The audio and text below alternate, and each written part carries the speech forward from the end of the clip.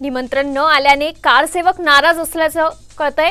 चेंबूरमधील कारसेवक हे तुकाराम कातेंकडून बॅनरबाजी करण्यात आली आहे। अयोध्येतील राम मंदिराच्या लोकार्पण सोहळ्याची जोरदार तयारी सुरू असताना कारसेवकांकडून नाराजी व्यक्त केली जाते। शिवसेनेचे माजी आमदार आणि कारसेवक तुकाराम काते यांनी निमंत्रण न आल्याने खेद व्यक्त केलाय।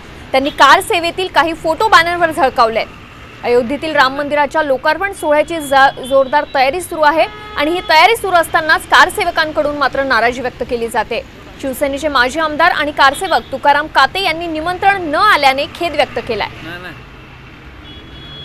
येत्या 22 तारखेला राम मंदिरचा लोकार्पण सोहळा आहे तो पार पडणार आहे। त्याच निमित्ताने मुंबईमध्ये ठिकठिकाणी आहे ते बॅनरबाजीला सुरुवात केली आहे। तुम्ही पाहू शकता जे कारसेवक आहेत त्यांच्याकडून इथे आहे ते बॅनरबाजी करण्यात आलेली आहे।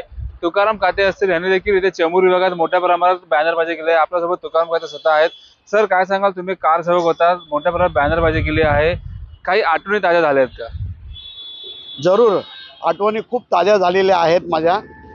खरं म्हणजे अयोध्येमध्ये जाताना माननीय बाळासाहेबांची मी भेट घेतली। आमच्या इथले चेंबूरचे शिवसैनिक होते।